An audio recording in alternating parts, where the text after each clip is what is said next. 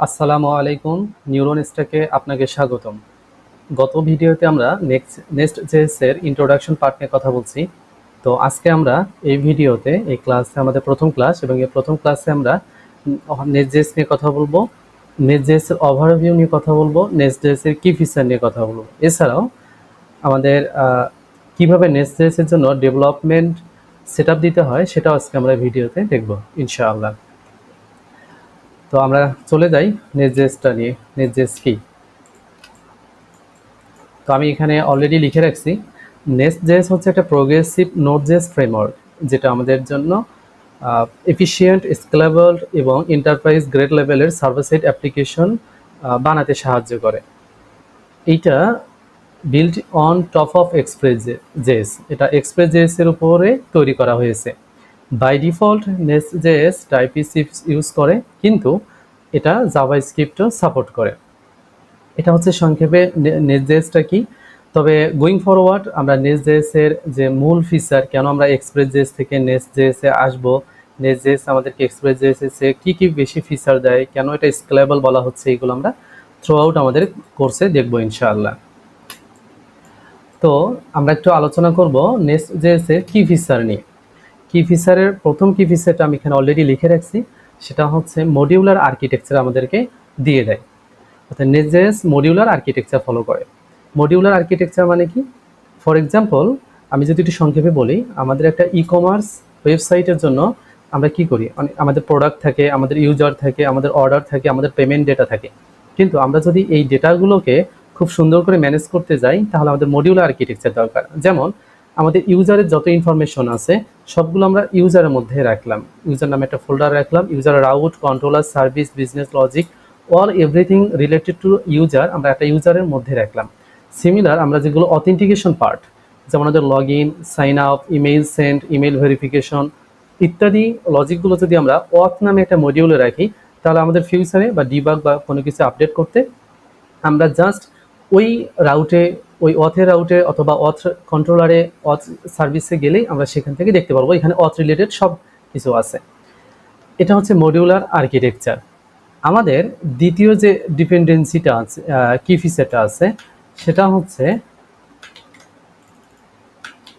Dependency injection. Dependency ইনজেকশনটা কি? নেক্সট.js এটা একটা হচ্ছে ডিজাইন প্যাটার্ন, যা দিয়ে আমরা কোনো ক্লাসকে তার প্রয়োজনীয় ডিপেন্ডেন্সি, যেমন সার্ভিস, কন্ট্রোলার, রিপোজিটরিজ ইত্যাদি আমরা যদি সরাসরি তৈরি করব না, নিজে থেকে তৈরি না করে আমরা এই নেক্সট.js ফ্রেমের মাধ্যমে ইনজেক্ট করে নেব, তৈরি করে নিব, ইনজেক্ট করাবো। এটাই হচ্ছে ডিপেন্ডেন্সি ইনজেকশন। এটাকে আমরা যদি একটা গল্পের মাধ্যমে বোঝানোর ট্রাই করি, তাহলে আমরা একটা রেস্টুরেন্ট এবং একটা শেফের একটা গল্প বলি। যদি পরিস্থিতি এমন হয় যে আপনি একটা রেস্টুরেন্ট চালাচ্ছেন, তো রেস্টুরেন্টের ডিশ বানানোর জন্য একজন শেফ দরকার, আবার আপনার কাজ হচ্ছে এই ডিশগুলো সার্ভ করা, আর শেফের কাজ হচ্ছে খাবার তৈরি করা। এখন যদি আমাদের ডিপেন্ডেন্সি ইনজেকশন না থাকে, আমরা যদি ট্র্যাডিশনাল ওয়েতে আমাদের এই উদাহরণটা কল্পনা করি, তাহলে আমাদেরকে কী করতে হবে? প্রতিবার আমাদেরকে আপনাকে একজন শেফ খুঁজতে হবে খাবার বানানোর জন্য, এবং তাকে ট্রেনিং দিতে হবে, এবং খাবার বানানোর জন্য যত সামগ্রী প্রয়োজন আপনাকে নিয়ে এসে সেটা দিতে হবে। এরপর শেফ খাবার রান্না করলে, ডিশ রান্না করলে, সেগুলো আপনি কি করবেন? সার্ভ করবেন। কিন্তু যদি একজন শেফ অসুস্থ হয়, তাহলে আপনাকে নতুন শেফ আবার খুঁজে নিয়ে আসতে হবে। আর যদি আমাদের নেক্সট.js ওয়েতে আমরা ফলো করি, ডিপেন্ডেন্সি ইনজেকশন অনুযায়ী আমরা এই গল্পটাকে, উদাহরণটাকে একটু কল্পনা করি, তাহলে কেমন হবে? তাহলে আমরা শুধুমাত্র নেক্সট.js-কে বলবো আমাদের একটা শেফ দরকার। তো জাস্ট এই কথা, এই কমান্ড লাইনটা দেওয়ার সাথে সাথেই নেক্সট.js আমাদেরকে একটা শেফ দিয়ে দিবে, এবং আমাদের কাজ শুধু কি হবে? শুধুমাত্র আমরা সেই রেসিপি অনুযায়ী খাবারটা বা ডিশটা সার্ভ করব। এখানে আমি বোঝাতে চাচ্ছি যে নেক্সট.js আমাদের কন্ট্রোলার, আমাদেরকে সার্ভিস, আমাদেরকে রাউট, এই সবগুলো আমাদেরকে দিয়ে দিবে। জাস্ট আমরা একটা কমন লাইন দেবো, আমরা বলবো যে আমাদেরকে এগুলো দিয়ে দেন, তাহলেই দিয়ে দিবে, এবং এগুলোকে মেইন যে প্রোভাইডার আছে সেখানে ইনজেক্ট করে দিবে। এটাই হচ্ছে ডিপেন্ডেন্সি ইনজেকশন। আচ্ছা, আমাদের তৃতীয় যে কি ফিচার নিয়ে আমরা কথা বলবো, সেটা হচ্ছে টাইপস্ক্রিপ্ট ফার্স্ট। অর্থাৎ একটু আগে আমি বললাম বাই ডিফল্ট নেক্সট.js টাইপস্ক্রিপ্ট প্রোভাইড করে, টাইপস্ক্রিপ্ট ইউজ করে, কিন্তু আমরা চাইলে এটাতে আমরা জাভাস্ক্রিপ্টও ইউজ করতে পারি। আমাদের চতুর্থতম যে কি ফিচার আছে সেটা হচ্ছে built in rest API support করে এবং গ্রাফকিউএল সাপোর্ট করে। তো আমাদের গ্রাফকিউএল এর জন্য আই হোপ এখানে একটু এল মিসিং আছে। হ্যাঁ, গ্রাফকিউএল আলাদাভাবে আমাদের এক্সট্রা হেভি সেট আপ করার দরকার নেই, নেস্ট.জেএস বাই ডিফল্ট এটা দিয়ে থাকে। এরপর আপনারা যারা মাইক্রো সার্ভিস নিয়ে জেনে আসছেন বা জানেন, তারা জানেন যে মাইক্রো সার্ভিস আমাদেরকে সেট আপ করতে হয়। তো নেস্ট.জেএস আমাদেরকে মাইক্রো সার্ভিস রেডি একটা ফ্রেমওয়ার্ক দিয়ে দিচ্ছে, একটা বয়লার প্লেট দিয়ে দিচ্ছে, যেখানে আমরা জাস্ট ডিপেন্ডেন্সি ইনজেকশনের মাধ্যমে আমরা এটা কাজ করে নিতে পারবো।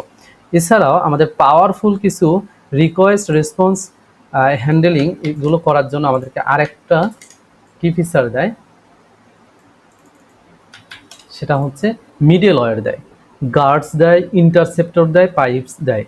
অর্থাৎ ইন্টারসেপ্টর নিয়ে যারা এক্সজিএস এইচটিপি রিকোয়েস্ট হ্যান্ডেলিং করেছেন তারা জানেন। গার্ডস হচ্ছে আমরা আসলে অথরাইজেশনের জন্য বিষয়টা করতে পারি, মিডল ওয়্যার, পাইপস এগুলো আমরা ডিভাইডে দেখব। তবে এগুলো হচ্ছে রিকোয়েস্ট এবং রেসপন্সকে ভ্যালিডেশন করার জন্য, হ্যান্ডেলিং করার জন্য এগুলো আমাদেরকে দেয়।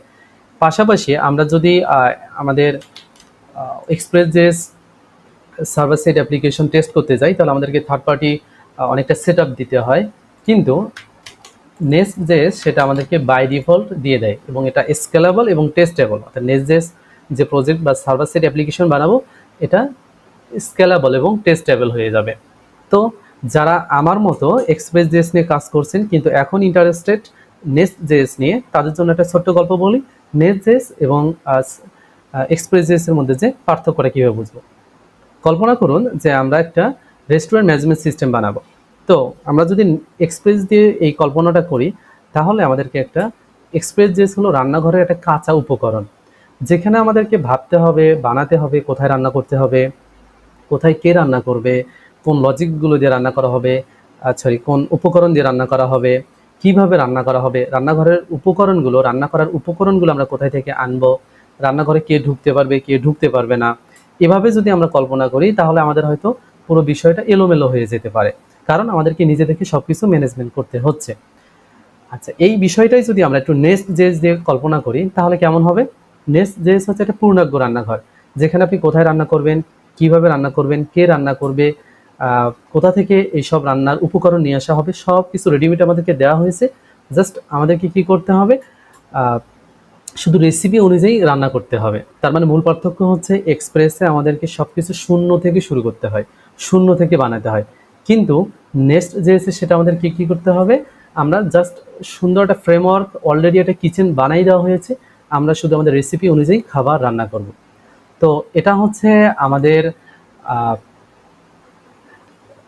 কি ফিচার এবং নেস্ট.জেএস সম্পর্কে একটু ছোট্ট ওভারভিউ।